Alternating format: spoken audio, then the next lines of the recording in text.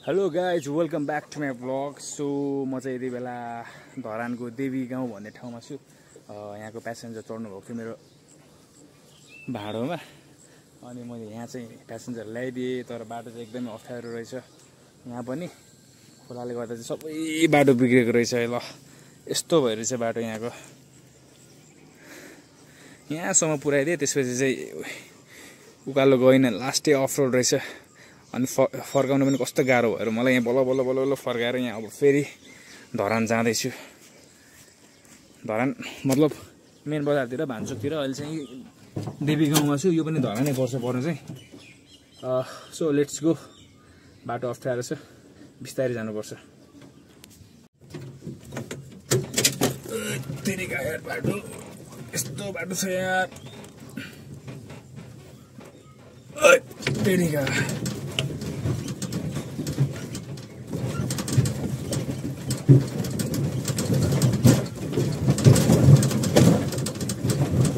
यति साह्रो अप्ठ्यारो बाटो छ भनेर थाहा पाएको भए त म त आउने थिएन यार।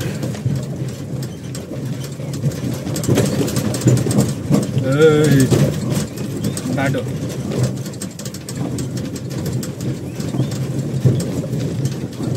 बाटो बगर हो यार। त के हो यस्तो? सबै बिगार्दैछ नि त यस्तिको पानीले। तर उही नजिकै चाहिँ मेन रोड छ कि कस्तो मजाको पिच रोड छ। यता चाहिँ बाटो बिग्रेको छ कि अलिकति।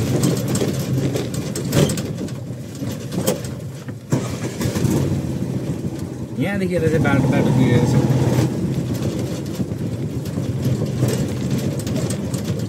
ठाउँ चाहिँ बवाल रहेछ नि यार। फर्स्ट टाइम आएको थिएँ म यो देवी गाउँ भन्ने ठाउँमा चाहिँ आज।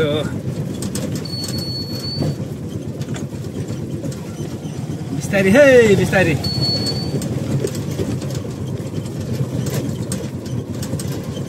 ठाउँ चाहिँ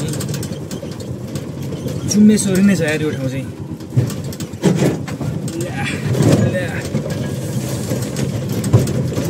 तर बाटो चाहिँ अलिकति धोस्दै रहेछ क्या अहिले। हुनु त अहिले बर्खा सिजनमा प्राय गाउँठाउँतिरको बाटोहरू त्यस्तै नै हो होइन। यो एरिया चाहिँ यस्तो बवाल छ, बाटो यस्तो पिच छ, हरियाली यहाँको होइन। मकैहरू मजाले फलिरहेको छ। फलेको चाहिँ छैन कि उम्रेको चाहिँ छ, हुर्किरहेको छ मकैहरू यस्तो मजाले। हरियो परियो चारैतिर। यहाँ आन्टिजहरूको सल्लाह हुँदैछ। यहाँ सोलिड देखिन्छ यार यहाँदेखि धरान बजार चाहिँ। बवाल छ बवाल।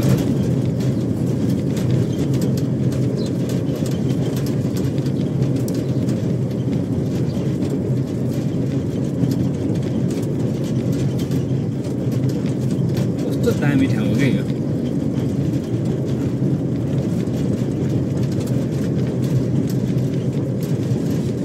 टेम्पो कुदाउनु थालेपछि त धरानको कता कता कता कता कुना काप्चा कता हो कता जताततै जान पाउने के,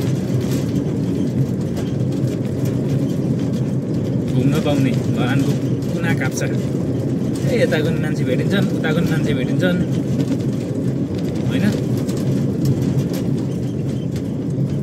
पूर्वको पनि भेटिन्छन्, पश्चिमको पनि भेटिन्छन्। लानै पर्यो। यो चाहिँ मेरो आज फर्स्ट टाइम थियो देवी गाउँतिर चाहिँ।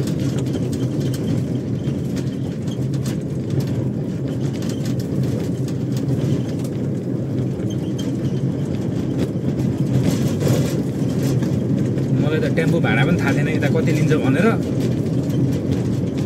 त्यो आन्टीहरूले अब हामीलाई त 200 रुपियाँ लिन्छ भनेर भन्यो। लन तल भनेर म ल्याइदिएको। अब 200 रुपियाँ चाहिँ हो कि होइन है गाइजहरू, प्लिज कमेन्ट डाउन है।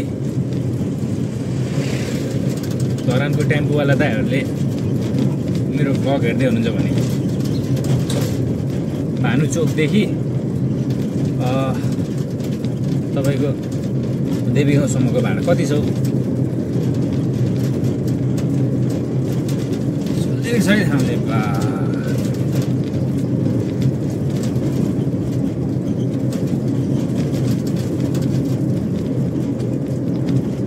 जाँदा चाहिँ ओह्रालो सुलुलु जान्छ मजाले आउँदा चाहिँ यस्तो ठाडो उकालो नाक छुने उकालो पर्छ फेरि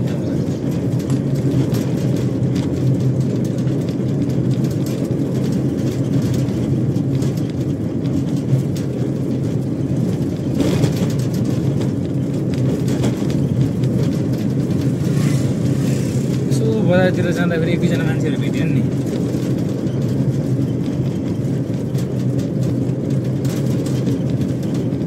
सुगन्ध हुन्थ्यो यार जाँदा पनि प्यासेन्जर आउँदा पनि प्यासेन्जर तर जाँदा भेटिदिनु जस्तो लागेको छ मलाई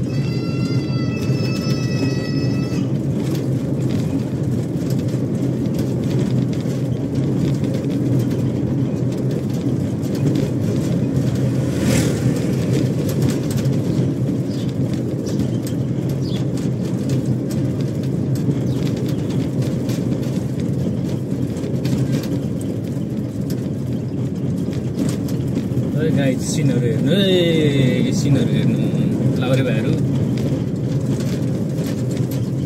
ट्रेनिङ गरिरहेको छ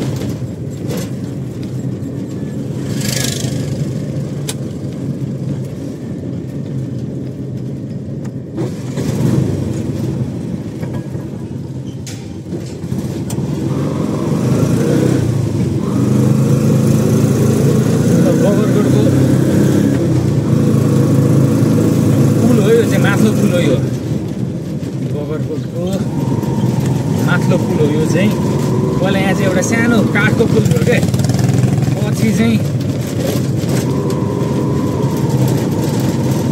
यो पक्की पुल बनाएको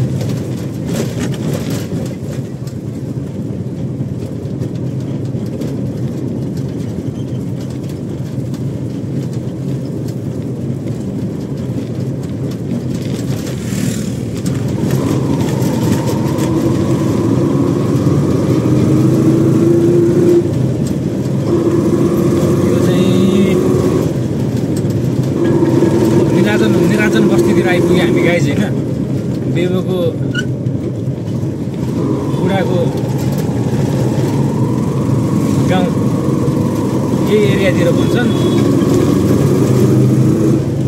कि होइन यो चाहिँ निराजन बस्ती हो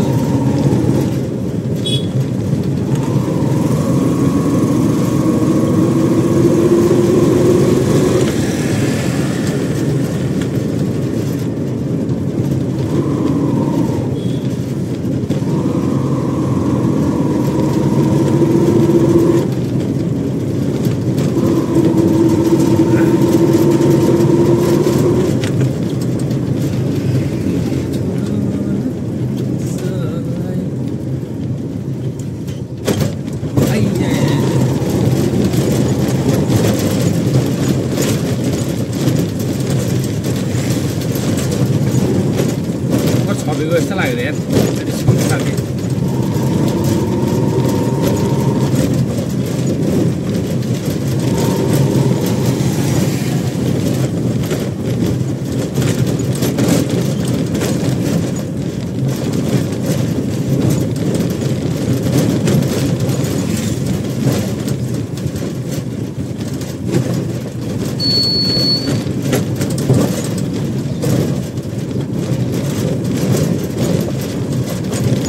उखालेको यार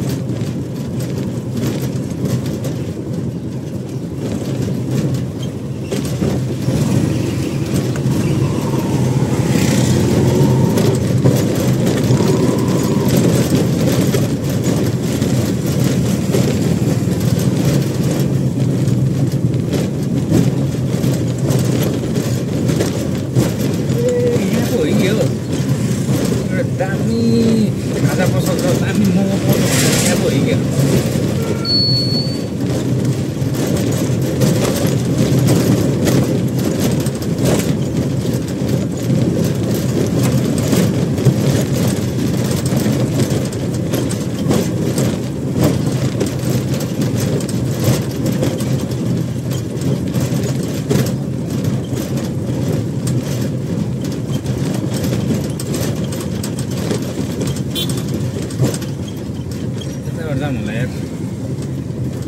गाइज हामी चाहिँ यति बेला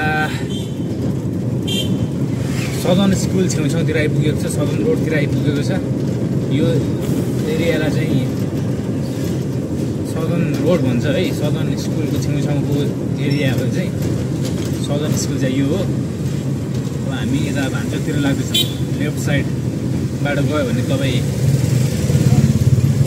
पानबारीतिर जाने बाटो पुग्छ एन्ड देन यो राइट साइड चाहिँ हामी भानुचोकतिर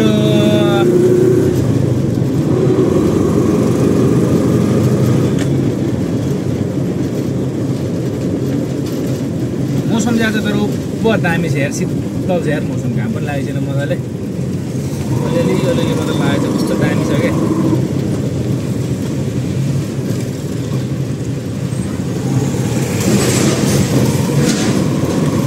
हाम्रो लागि चाहिँ बेस्ट मौसम नै यस्तै हो कि अब घाममा काम गर्न सकिँदैन गर्मी हुन्छ धेरै होइन लास्टै गर्मी हुन्छ नि घाम लागेको बेलामा त कामै गर्न सकिँदैन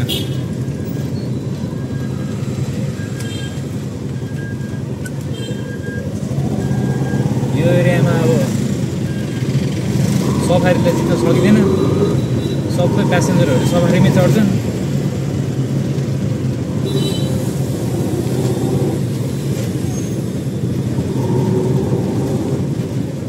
टेम्पोवालाहरू त्यसरी खाली हिँड्नुपर्छ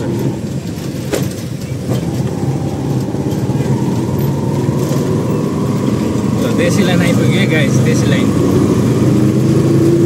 धरानमा जुत्ता चप्पलको लागि एकदमै फेमस ठाउँ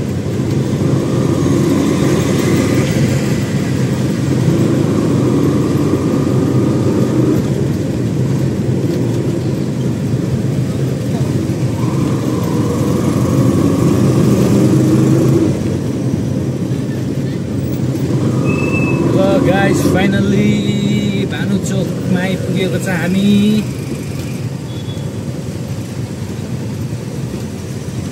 भण्डागरले स्वागत गरिरहेको छ वेलकम सुरज वेलकम भन्दै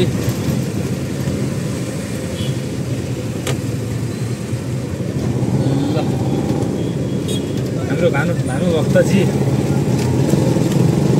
कहिले थाहा हुँदो रहेछ त्यहाँ उभिँदा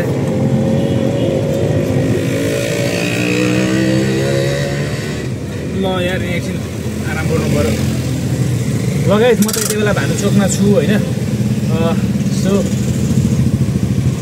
देवीगाउँदेखि भानुचोक आइपुग्नुको लागि अलमोस्ट 10 देखि 15 मिनट लाग्दो रहेछ खासै टाढा त होइन रहेछ तर बाटो चाहिँ अलिकति अप्ठ्यारो रहेछ भित्र गाउँतिर जानको लागि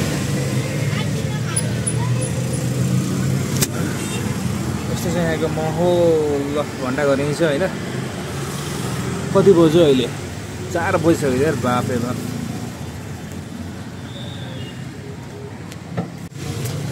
ल गाइज आजको लागि भ्लग यति नै तपाईहरुलाई देवीगाउँ कस्तो लाग्यो देवीगाउँको त्यो बाटो कस्तो लाग्यो गाउँ कस्तो लाग्यो त्यहाँको माहौल कस्तो लाग्यो त्यो भिडियो हेरेर प्लिज कमेन्ट डाउन है आजको लागि भ्लग यति नै see you in next vlog